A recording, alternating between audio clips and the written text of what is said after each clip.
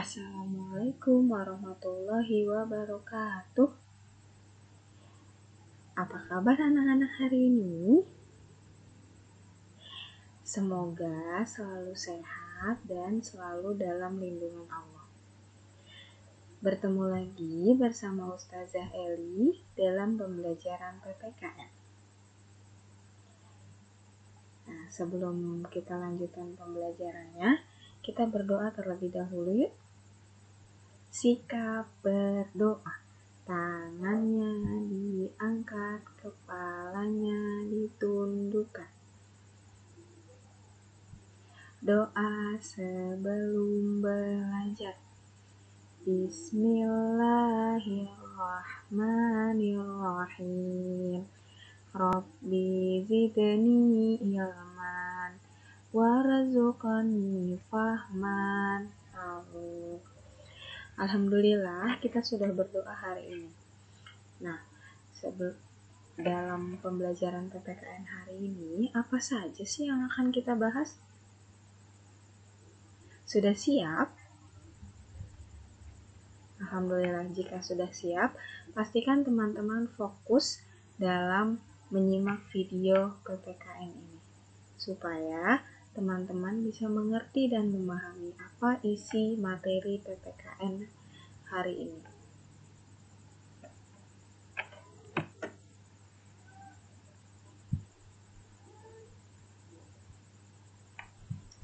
Nah, hari ini kita akan membahas tentang hak dan kewajiban terhadap hewan.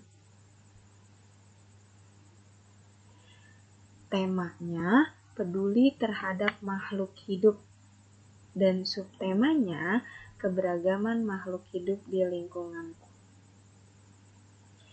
Sebelum dilanjutkan pada materi hak dan kewajiban terhadap hewan, kita bernyanyi dulu yuk bersama-sama.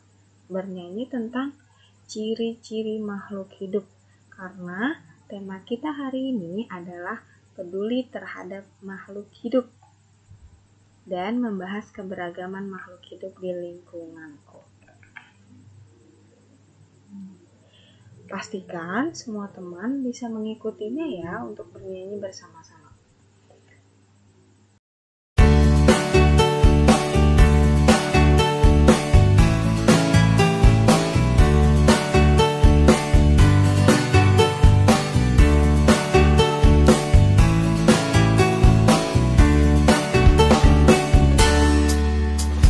Allah Maha Pencipta, ku bersyukur padanya. Allah Maha Pencipta, makhluk hidup semua. Mari kita mengenal ciri-ciri makhluk hidup. Ada 6 ciri, kita hafal bersama. Pertama, memerlukan makan minum sebagai sumber tenaga. Kedua, bernafas menghirup O2, membuang CO2. Ketiga, peka terhadap rangsang. Keempat, berkembang biak. Kelima, bergerak. Keenam, bertumbuh jadi lebih besar, lebih berat, lebih tinggi. Alhamdulillah, tadi kita sudah bernyanyi bersama-sama mengenal apa saja ciri-ciri makhluk hidup. Makhluk hidup itu ada hewan, tumbuhan, dan manusia. Nah, ketiganya memiliki ciri-ciri yang sama. Pertama, membutuhkan makan dan minum sebagai sumber energi. Kemudian yang kedua, bernafas. Bernafas menghirup oksigen dan mengeluarkan karbon dioksida. Oksigen dihasilkan oleh tumbuhan, sedangkan karbon dioksida dihasilkan oleh manusia. Jadi, kita menghirup oksigen yang ada di tumbuhan, kemudian tumbuhanlah yang akan menghirup karbon dioksida yang kita keluarkan. Kemudian yang ketiga, makhluk hidup juga peka terhadap rangsangan. peka terhadap sentuhan. Contohnya seperti daun atau bunga putri malu yang ketika disentuh dia akan merungkupkan daun-daunnya. Kemudian yang keempat, bergerak. Semua makhluk hidup itu bergerak semua. Kemudian selanjutnya berkembang biak. Hewan ada yang berkembang biak dengan bertelur, dan juga ada yang berkembang biak dengan melahirkan. Kemudian yang terakhir, apa yang terakhir? Betul sekali, yang terakhir tumbuh menjadi lebih besar, lebih berat, dan lebih tinggi. Nah, itulah ciri-ciri makhluk hidup. Dan makhluk hidup di bumi ada sangat beragam sekali.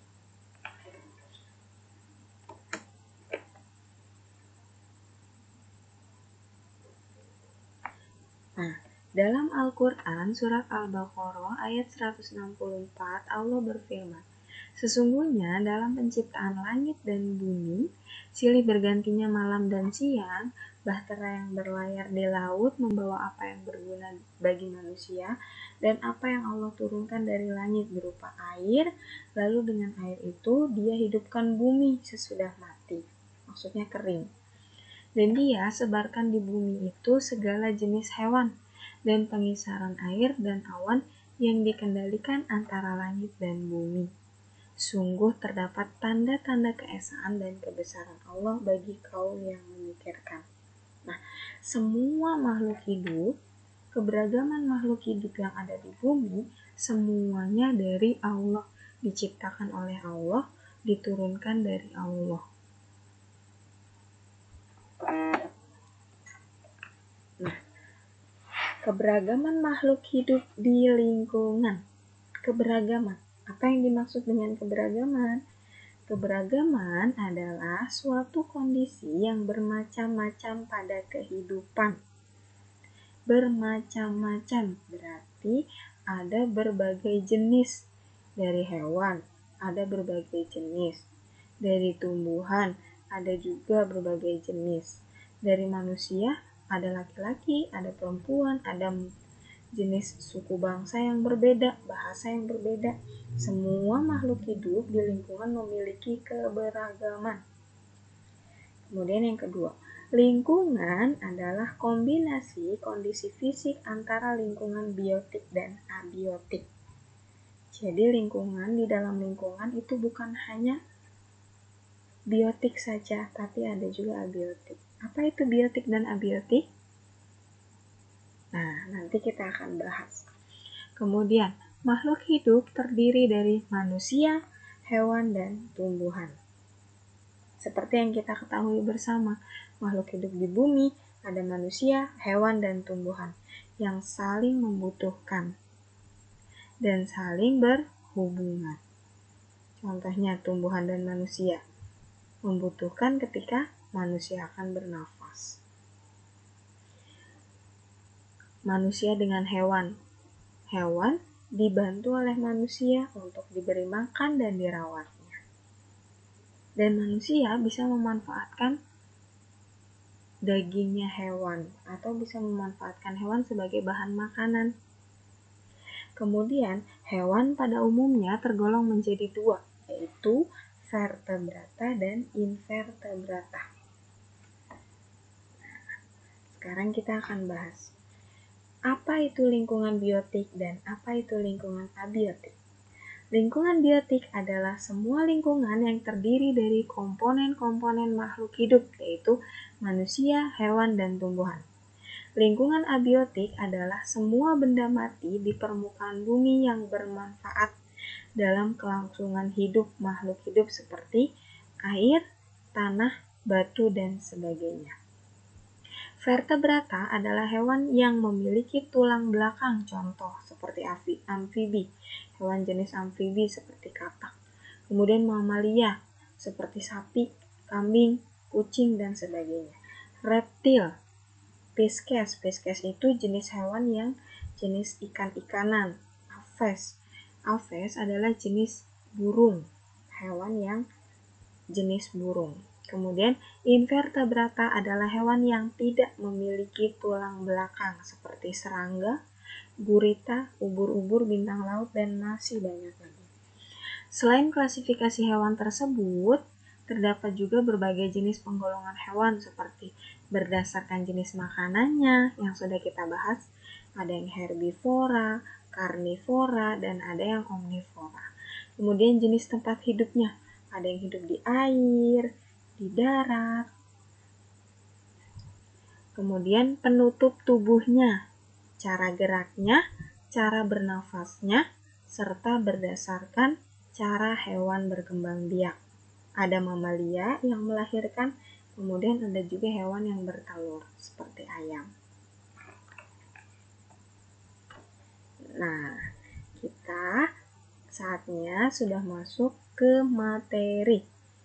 Apa saja hak dan kewajiban kita terhadap hewan? Dan kenapa kita harus melakukan kewajiban kita terhadap hewan? Karena dalam kehidupan manusia tidak terlepas dari keberadaan hewan di lingkungan kita seperti nyamuk, semut, ayam, dan masih banyak lagi hewan yang sering dijumpai. Maka, sebagai manusia kita memiliki hak dan kewajiban yang harus dipenuhi untuk hewan di lingkungan kita. Jadi, kita tidak bisa menghindari dari hewan. Pasti kita menjumpai hewan. Nah, kita punya kewajiban juga atas hewan-hewan yang kita jumpai di lingkungan. Kenapa sih kita harus melakukan kewajiban itu? Nah, kita lihat. Nah, karena kita bisa mendapatkan hak dari hewan, yaitu sebagai sumber makanan. Dagingnya bisa kita makan. Dapat mengonsumsi telur hewan. Telur hewan bisa kita konsumsi seperti telur ayam. Kulit hewan bisa dimanfaatkan sebagai bahan pakaian, alat musik, ataupun tas. Kulit hewannya juga bisa kita manfaatkan. Kemudian memanfaatkan susu hewan seperti susu sapi. Kita bisa saja meminum susu sapi setiap hari. Kemudian kita juga bisa memanfaatkan kotoran hewan sebagai pupuk. Yang terakhir, hewan juga dapat dijadikan sebagai hewan peliharaan. Nah, inilah ada 6 hak yang bisa kita dapatkan dari hewan. Itulah alasannya kenapa kita harus menjalankan kewajiban kita terhadap hewan.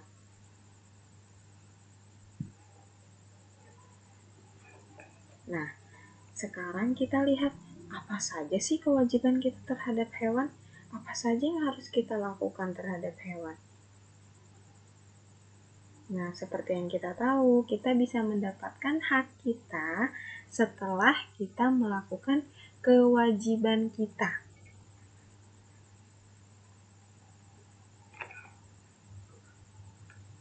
Nah, ini kewajiban kita terhadap hewan. Pertama, memberi makan. Hewan juga butuh makanan seperti kita. Hewan butuh makanan dan juga butuh minuman seperti kita untuk sebagai sumber energi atau sumber tenaga. Jika memungkinkan, kita bisa memberikan mereka tempat tinggal. Jadi, jika memungkinkan, kita bisa memeliharanya dengan memberikan tempat tinggal. Kemudian, kita juga punya kewajiban untuk menjaganya. Menjaga hewan dari kepunahan, terutama hewan langka yang dilindungi di negara. Seperti orangutan, itu hewan langka yang dilindungi di negara. Dan masih banyak lagi hewan-hewan langka yang dilindungi di negara. Nah, kita juga punya kewajiban untuk menjaganya. Maksudnya menjaganya tidak membunuh sembarangan, tidak memburu hewan-hewan langka secara sembarangan. Kemudian, menjaga kelestarian, maksudnya tidak sembarangan membunuh hewan langka untuk memanfaatkan kulitnya. Jadi, kita bisa memanfaatkan kulit hewan untuk sebagai bahan pakaian, tapi tidak sembarangan juga untuk memanfaatkan kulit tersebut. Ada izin atau ada prosedur yang harus dilakukan. supaya tetap bisa menjaga kelestarian hewan tersebut.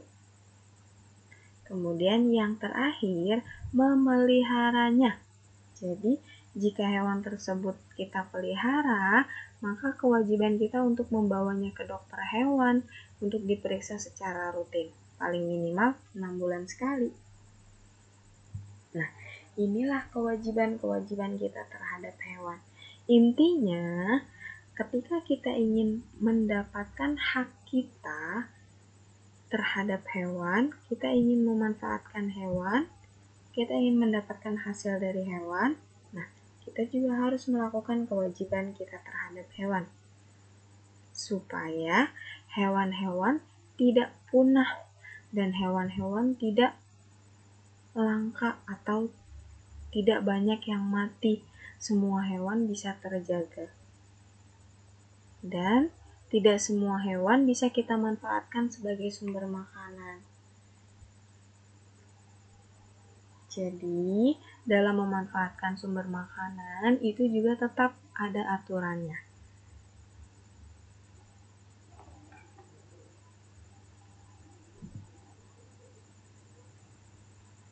Nah, apa kesimpulannya?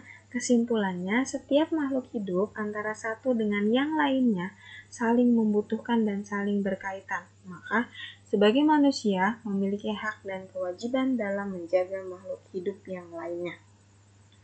Kita punya kewajiban untuk saling menjaga antar makhluk hidup. Karena kita hidup di bumi itu tidak bisa menghindari yang namanya kita menjumpai hewan, kita menjumpai tumbuhan di lingkungan kita. Kemudian ibroh itu apa sih yang bisa kita dapat dari materi ini? Apa sih yang bisa kita ambil hikmahnya dari materi ini?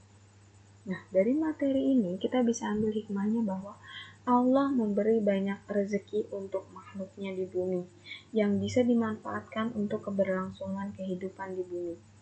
Maka jadilah manusia yang selalu pandai bersyukur. Dari sini kita bisa mengerti apa itu arti bersyukur.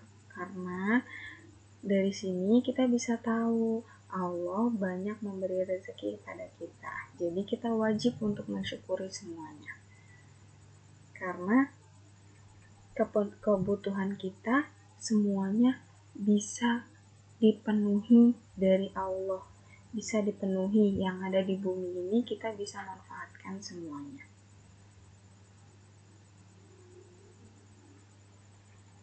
Nah, alhamdulillah pembelajaran hari ini sudah tuntas. Bu Eli harap teman-teman di rumah bisa mengulang kembali materinya tentang hak dan kewajiban terhadap hewan. Sebelum kita akhiri, Bu Eli akan menjelaskan apa proyeknya hari ini. Proyeknya, teman-teman hanya mengisi tabel, menjawab pertanyaan dari tabel yang ada pada lembar proyek. Nah, tabelnya teman-teman jika memungkinkan untuk di-print, teman-teman boleh di-print. Jika tidak, teman-teman boleh menulis dan membuat tabelnya di buku tulismu.